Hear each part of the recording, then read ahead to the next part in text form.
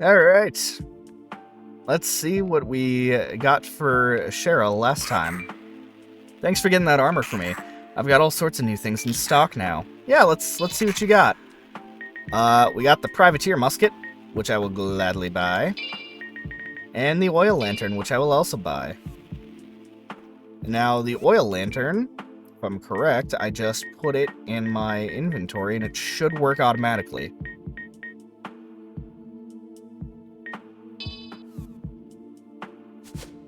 Yeah, there we go. Now we have a permanent light around us. But I need to go back to the Boiling Grotto. Because there's one piece of unfinished business here. I don't know if I'm going to make this a time-lapse thing, but, basically, I have a certain weapon that I need to get back.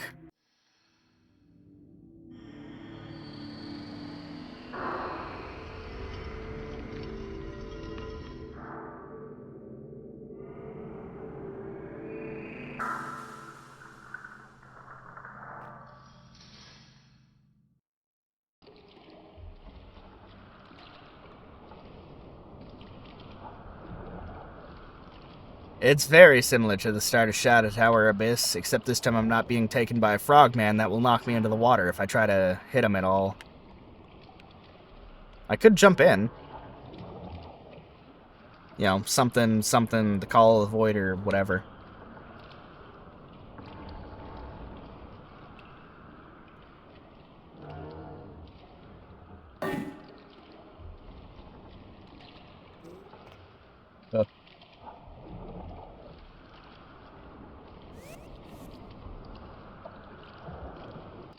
Yeah, we can just skip that. But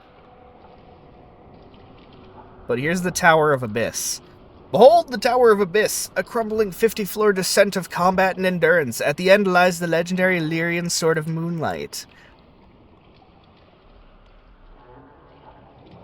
Alright, everyone, so, I'm jumping in as a voiceover for this to kind of, talk about the Tower of Abyss here. So, I kind of played with this idea in my head, right? I was like, well, I could just do a time lapse, I could, you know, just leave it as is, and then I realized, well, I don't really talk during this, so why don't I just kind of be a voiceover to talk about the whole thing. So anyways, the tower is split up into the 50 floors, as we saw, and each segment, I guess, of this is 5 floors. So we fight enemies from all across the game. So here at the start is enemies from the Hollow Basin. The next area will be, I think, the sewers, and so on and so forth. But also on the 5th floor of each of these areas, there's a unique boss variant of an enemy, which we'll actually see coming up on this 5th floor here with the Gorged Hemolith. It's a lot larger, and I think it's actually just called, oh yeah, no, never mind, Hemolith Gorged. Honestly, I'm kind of upset we didn't get to see this guy in the base game, just kind of roaming around the Bloodsea area. But yeah, once we're done with the 5th floor, there's a chest with a reward in it. So here we actually have a mana vial, which is very nice. And the rewards kind of get better as we go on, so I think one of the best rewards we can get is the Crystal Lantern, which is a direct upgrade to the Oil Lantern that I have equipped right now. But yeah, anyways, here's the enemies from the sewer area. It's strange that we're fighting snakes as well, because I don't recall fighting any of them until we got to the Boiling Grotto.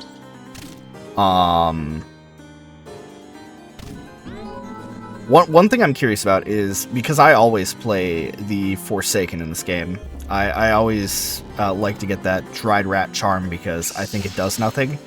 It doesn't do nothing. As I've recently learned, when you choose the Forsaken as your starting class and you get that Dried Rat, it actually prevents these rats from attacking you. Not the rat queen or king enemies, just these generic rat enemies. They will not attack you. They will run away actively. Speaking of rat king and queen, yeah, this area is actually where I started to fall into a habit that was not great for the rest of the playthrough. But I would take status effects and just let them run their course, which is kind of a dumb idea in retrospect. But I just, I figured I can't be bothered to heal up. It takes too much time. You can see it right there. I debated taking the antidote out, and I was like, nah. How often am I actually going to get poisoned? The answer's a lot. I don't remember. Okay, yeah. Sorry, next floor. That. I can't talk even in voiceovers. It's not wild. No, my next thought is for the next floor here. So, yeah, I want to say this is actually where I started to either consciously or subconsciously say to myself, I fucking hate these snake enemies. They are so hard to hit. I mean, look at that. I whiff hitting this one snake so many times because I'm like, I just got it bashed on the head. That'll be an insta-kill. Yeah. I think they have their place in the game and that, they can be used to good effect. I just hate fighting them. So, anyways, here's the unique rat enemy. I think it's, the Rat Lord. And here we use Ice Tear. And in a devlog a little while ago, Kira had stated that Ice Tear got nerfed. I don't think so. I mean, there's one moment throughout this entire run where I was like, yeah, okay, I can see it being nerfed. But yeah, for like 99% of enemies, I think Ice Tear just absolutely rips through it. It's a good spell. It still does damage even when its ice spikes disappear. It's got a lingering effect for like another second afterwards, I think. But here we get an antidote. Very nice. I should probably use that on that poison status, but I won't. Yeah. So this next floor is... Oh, yeah. Yeah, the plant enemies. The Venuses and Tilisandras and all that stuff. I know I say it at least one other time throughout the playthrough, but I love these Venus enemies. There's so much character to them. Like, it's simple, right? It's a Venus flytrap that walks around, but it's in the movements, and then you think, like, well, how would a plant actually walk? It doesn't have, our skeletal system, so, they got kind of this bouncy, like, bump, bump, bump, bump kind of walk, and, I mean, that's one thing I can always compliment Kira on is, just the way these enemies move and look, and I love them. I love these enemies because look, you've even got like the roots moving in a pitter patter kind of like feet. Yeah, I don't have too much to comment on this area, but I do like these plant enemies, and I hate the Tilisandra, these floating gas bag kind of enemies. It's not even a factor of they float around, it's this right here. They've got a couple different moves, but the one I hate the most is they just sit there and expel this poison cloud, so it's like, you can't get close, and yeah. I don't like playing games from a range anymore. Too many Skyrim Stealth Archer playthroughs is my belief on why I don't like playing at range anymore. But yeah, here we kind of get enemies that make the arena more cramped. It kind of forces you to play a certain way. These unilateralis enemies, wow.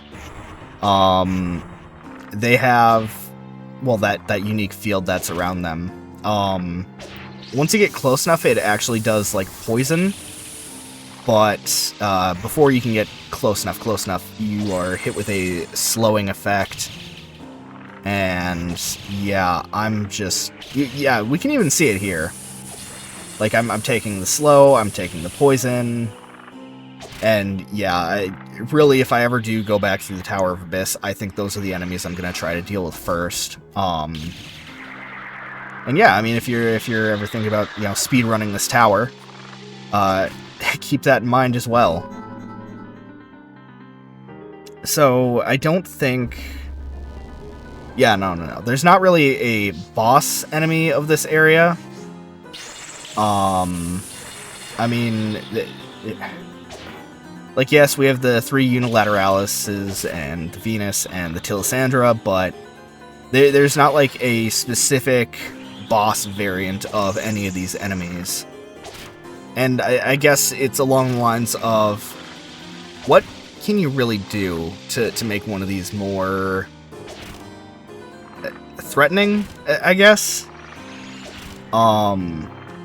Because you could just make a larger Tilisandra, but it would probably just float through the ceiling, and then that's it, you're soft-locked. But, yeah, all in all, floor 15, nothing too dangerous to deal with. While I'm on the topic of soft-locking, though, there's something I used in the past that actually did soft-lock a lot of my runs, and that is the Summon Fairy spell. Summon Fairy is actually really good. It causes a kind of... It's like Ghost Light, but it can also attack. And, yeah, I used to rely heavily on it within my first playthrough, I want to say. The problem with it is, if you take Ghost Fairy in this area, throughout the Tower of Abyss, I know I'm not commenting on the fun skeletons that I love so much, but... enemies that die from that fairy don't count as dead, so yeah, a lot of runs would just end and the doors would remain locked, which was unfortunate. But yeah, now I'm going to talk about these skeletons, because I love them. I really do. They, just the fact that you can knock their heads off, and then they keep walking around is very funny to me. They're very cartoonish in that sort of manner, and it's just it's fun because you can knock their skulls off, you hit them just right, and they all collapse. It's so fun. But yeah, the boss enemy of this area.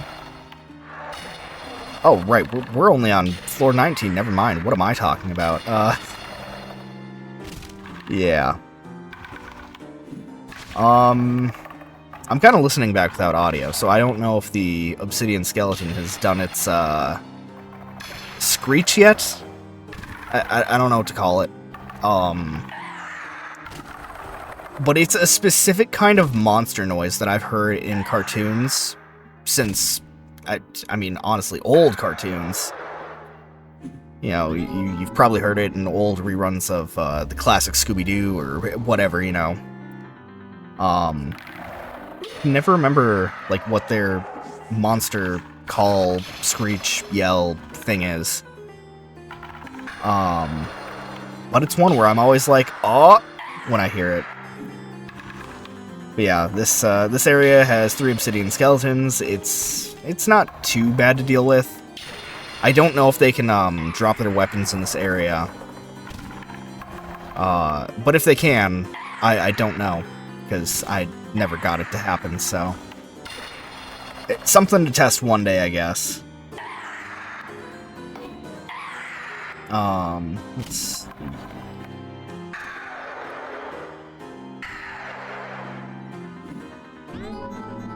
I can't remember what the... I don't know why I'm saying I can't remember. I can just wait. We've got the chest right here. Can you tell that this is hastily thrown together yet? Yeah, probably.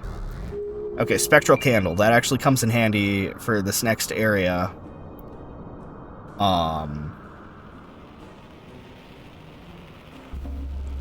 So yeah, these next 5 floors are filled with these Kodama and the Yakel enemies.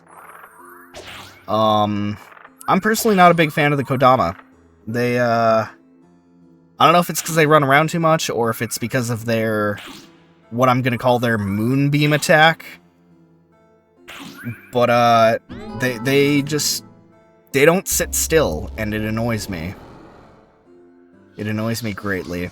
But here we can see that I give in to the voices and use Ice Tear on that Yakel, even though I didn't have to. Is it Yakel or Yakul? I don't know. If anybody knows the pronunciation, please let me know in the comments. Yeah, I would like to be correct. So here's where I switch out the double crossbow for the silver rapier, because in my head I was like, okay, well, I can attack faster. This is also where I switch out to grab the spectral candle. I have a couple of these. They're useful. They're good emergency shields. You can throw one down when you're in danger, but yeah, here's where I kind of realized the folly of switching weapons. Yeah, these enemies don't take damage from it. The silver rapier is a light element weapon, and these are light elemental enemies, so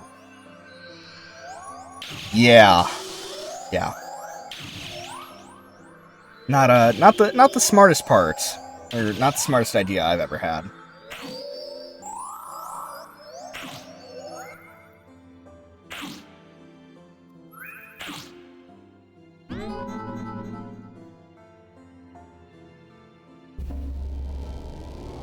So the 24th floor here has a singular Kodama.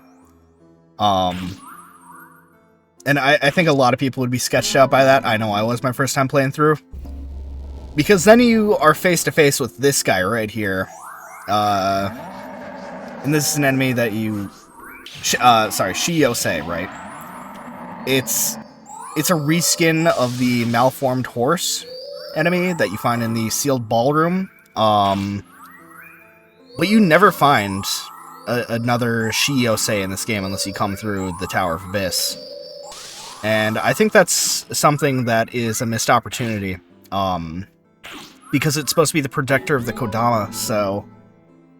I think having it spawn in like the churl from Witcher 3 would have been cool.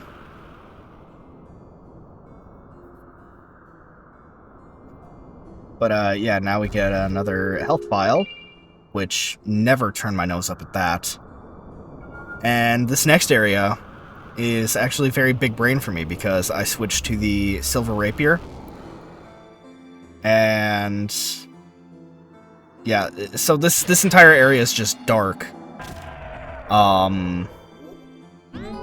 So really, if anybody ever plays through this, I would recommend getting either the oil lantern or having that ghost light spell on hand.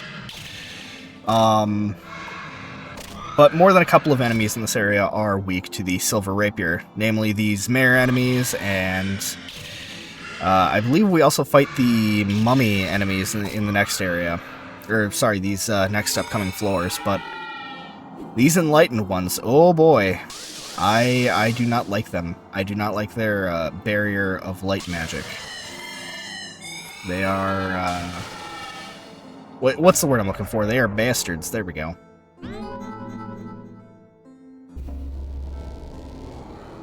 So, yeah, in here we have to fight mares and those mummies, and it's just, yeah. It's a good time. It's all kinds of dark. It's all kinds of dark. I'm running out of things to say on this area, can you tell? And now I'm sitting back like, maybe this should just be a time lapse. I don't know. Let's see here. Yeah, the major enemy of this area is the darkness. As you can see, there's mummies crawling on the floor. And with the room being so dark, good luck capturing all of them.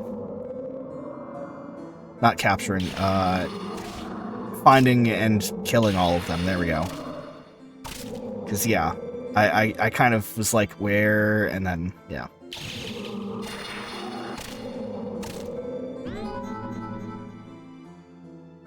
I don't think there's a... Oh, no, there is a boss enemy here. I don't remember what it's called, but we do see it... Oh, the Migo. Right. We see that in the catacombs. And, I don't know why I keep saying catacombs. I think the area is literally called the Accursed Tomb. I don't know if I've stated it yet, but oh boy, do I hate the mayor's shriek attack. I really do. Can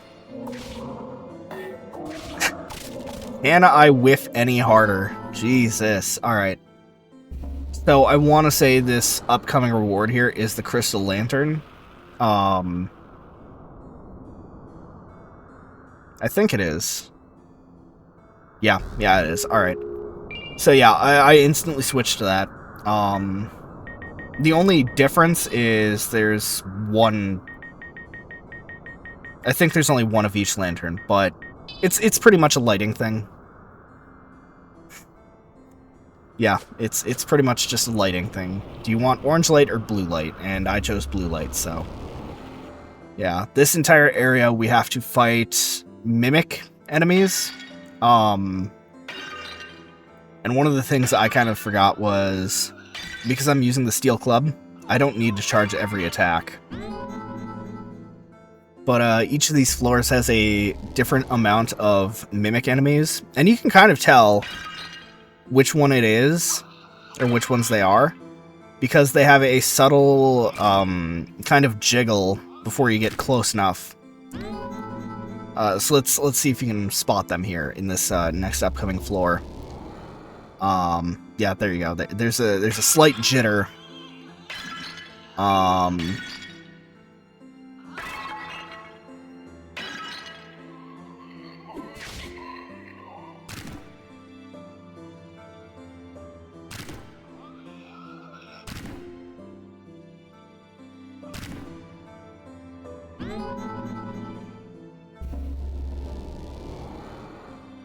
Yeah, so by the time we hit floors 34 and 35, just about everything is a mimic, so... Yeah, with the exception of, like, one, maybe two different things, yeah, pretty much everything's a mimic. So... Yeah. Not too much to say on this floor, except for that right there. This enemy is actually called a mimic, and yeah, you don't want to get hit by them.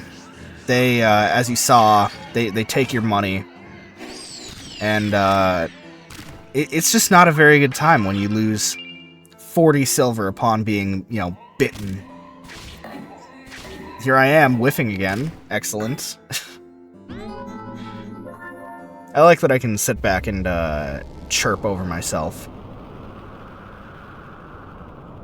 But I want to say now, yeah, we're over halfway, so yeah, lost 40 bucks, got 2 back, sick. Honestly, I think that's like the funniest reward. But yeah, now we have these tomes, the Necronomicons, and the Malformed. These are enemies that are more based off of the library, I want to say. Yeah, because the boss's area. Yeah, alright, yeah. I know what I'm talking about. But, yeah, nothing too bad here. I will say, it's kind of nice being able to go back through the entire, most of the roster of enemies and just kind of seeing how far you've come. You know, like, how well did your build hold up against, you know, these enemies versus those enemies, and it's a good kind of final challenge, you know.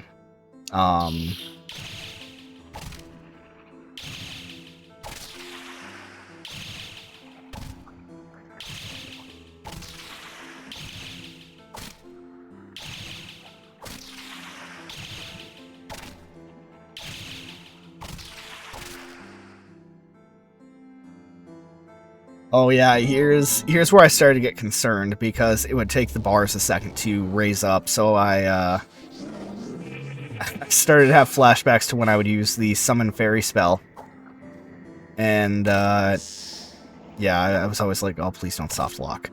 But anyways, the Chimera here, as you can see, Ice Tear did not rip through it, so this is one enemy / one case where I think, you know, the Ice Tear might be a little nerfed, but a vast majority of enemies are very susceptible to it, so I mean, with a few standout cases, you know, I can say that, you know, Ice Tear is as good as it's ever been.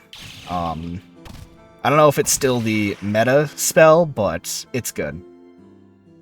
Here's where I really suffered bleeding and should have used something like a bandage.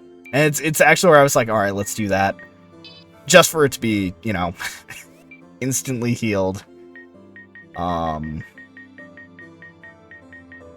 So yeah, I tried to keep the Ocean and Earth Elixirs on, because they're like really good emergency heals that also boost you. And also, here's the Golden Chimera enemy. This is what I referred to at the beginning with the Ice Tear possibly being nerfed. Because it still does really good damage, but it's not like an insta-kill anymore. And, yeah.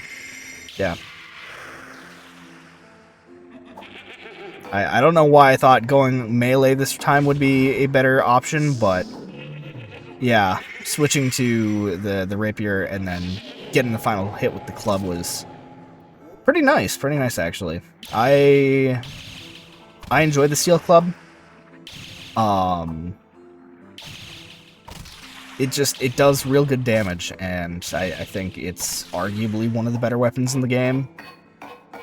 Obviously that's my own crappy opinion, and somebody that's put more hours into this will be like, no, you're wrong, it's actually the rat axe, it's better. But yeah. So in here we actually get another spectral candle, which, you know, again, it's alright. It's not the best thing in the world, but it's definitely not the worst. Yeah, here we have to fight more rats, and these are actually the main enemies of this area are going to be ones that we come up to in an area that's almost at the end of the game. So a little bit of a spoiler alerta, but yeah, it's just rat kings at first, and then yeah.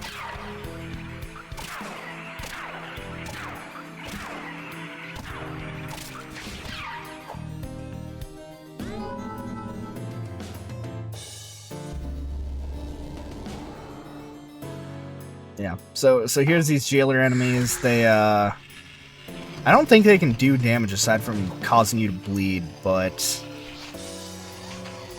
Oh, yeah, no, never mind. They got a fireball attack, that's right. But here we can see the lingering effect of Ice Tear that just eats through them. I don't know why my initial thought here was I gotta get in close and just stab. But I think that was more of a hindrance than anything else. Also, I got turned around. Whoops.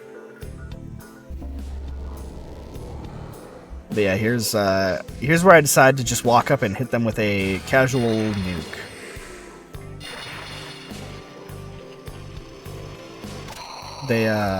These jailer enemies can't cause bleed if you get rid of their face, their mask, I don't know what to call it.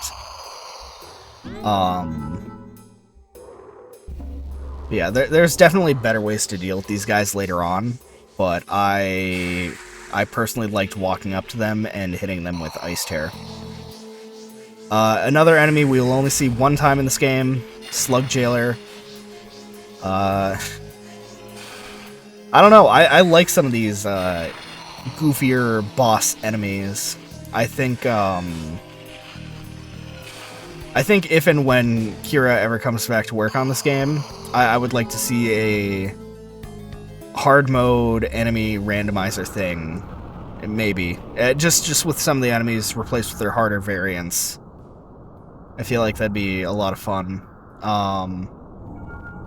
So yeah, here we have an Earth Elixir, which is very nice. And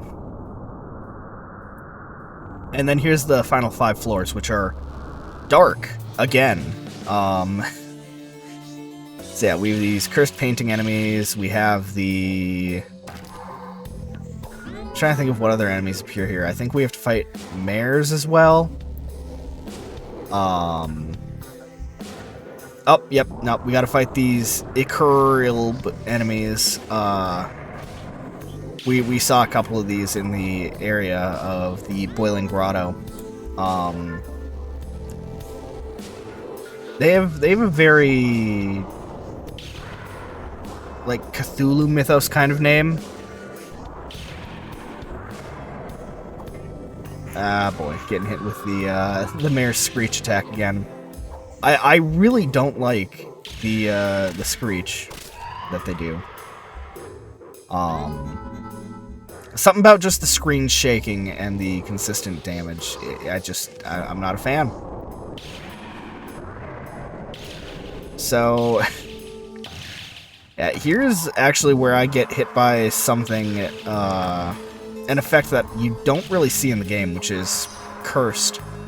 I mean, you can see it in the area of Lefanu Castle and a certain chase segment in the Accursed Tomb, but yeah, I don't think there's any way around curse. But here's the final floor. We gotta fight these Abyss Demons, or an Abyss Demon and 2 mares. You know, if the area was a bit bigger, I think the Abyss Demon would be a joke kind of enemy.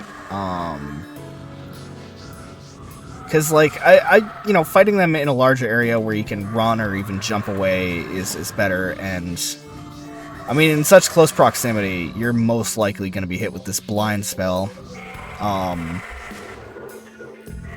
which, you know, the term less than ideal does not really equate to anything.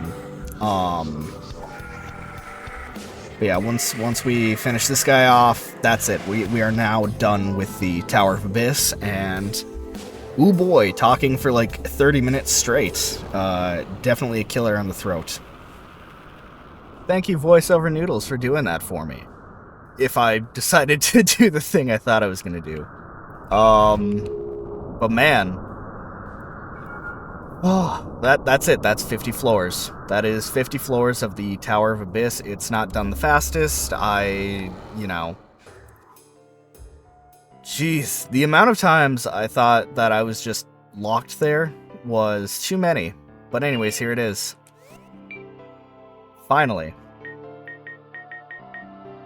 We have, if I can remember the fucking alphabet for a second, Moonlight, a lost relic from the Kingdom of Lyria. When the moonfall came, it smothered the very school of magic where this blade was kept. Made of crystal surrounding liquid moonlight, this blade dispels darkness. And what a sight it is. Look at that.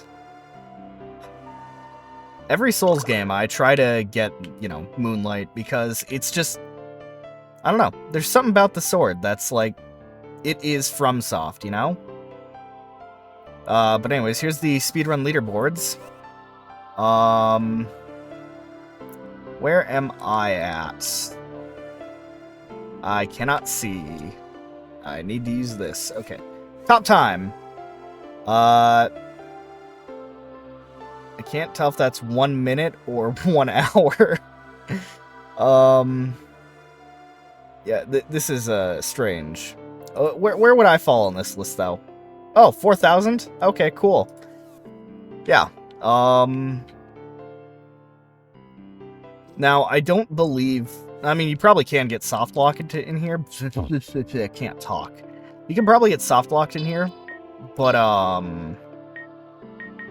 mean, the game gives you crystal shards right at the start of the tower, because there's no other way to leave without them, so... It feels good to have the sword back, though. How many levels did I get in there? 7? Sick.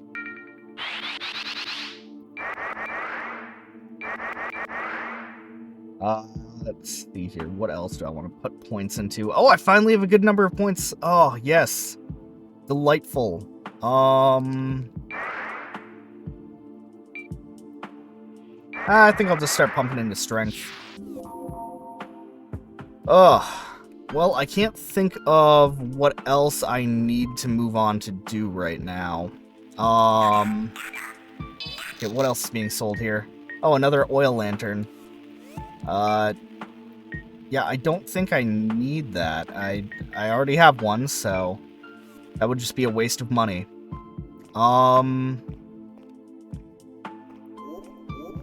It's so nice to have this, though. It's about half moon. Yeah, I don't think I'm gonna be able to do that last thing I wanted to do. I'll have to save that for a bonus video in the next year. But all right, cool. So yeah, that was the Tower of Abyss run. Thank you all for watching. I'll see you in the next one. Stay safe out there. Be kind to one another. Be kind to yourselves. I want to say we're almost done. I could be wrong, but I'm fairly certain we're almost done. But with that said, peace out.